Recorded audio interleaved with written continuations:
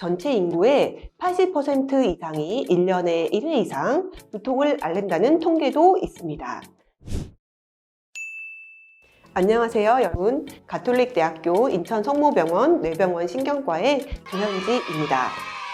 오늘은 누구나 겪는 흔한 질환인 두통에 대해서 알아보도록 하겠습니다. 두통은 다양한 원인에 기인할 수가 있습니다.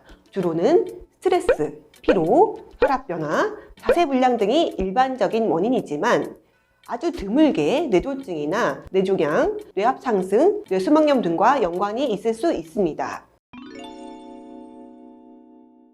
네, 두통은 간혹 뇌졸중이나 뇌종양과 연관이 있을 수가 있습니다. 특히 갑작스러운 벼락두통은 거미막하 출혈이나 혈관 박리, 뇌혈관 기형을 포함한 다양한 형태의 뇌혈관 질환일 가능성이 높습니다.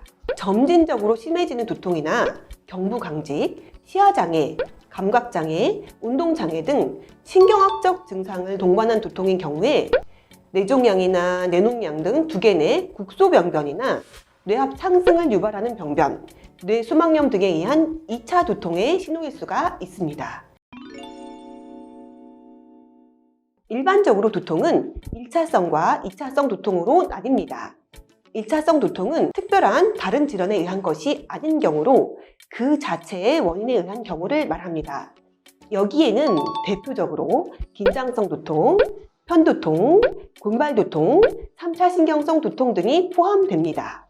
각 두통마다 조금씩 원인이 다르기는 하지만 과도한 스트레스나 피로, 그리고 과식이나 수면 부족, 운동 부족 등의 불규칙한 생활 습관, 또 불안과 우울과 같은 심리적 요인, 일부는 유전적 요인이 관여한다고 알려져 있습니다. 이에 대처하기 위해서는 스트레스 관리, 충분한 휴식, 규칙적인 운동이 필요합니다.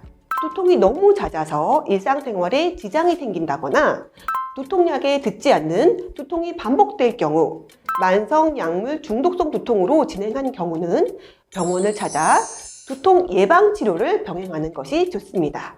1차성 두통 중에 가장 흔한 것은 긴장성 두통으로 강도가 심하지 않고 만성 두통인 경우가 많습니다.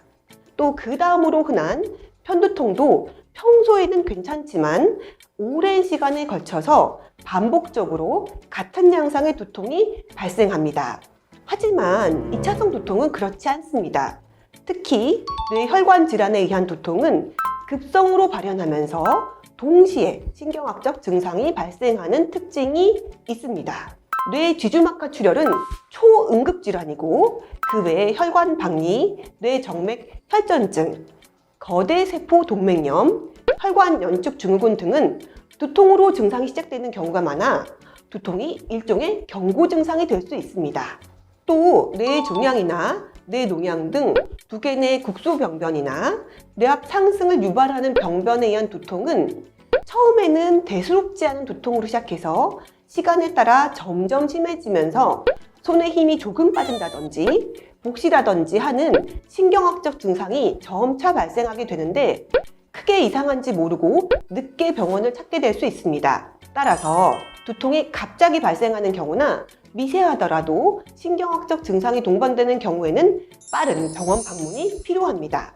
보통 두통은 잠깐 아팠다가 사라지는 경우가 많아 간과하기 쉽지만 환자 스스로 판단이 어려울 때는 반드시 병원에 내원해서 정확한 진단 후에 적절한 치료를 받아야 합니다. 이상으로 두통에 대해 알아봤습니다. 감사합니다.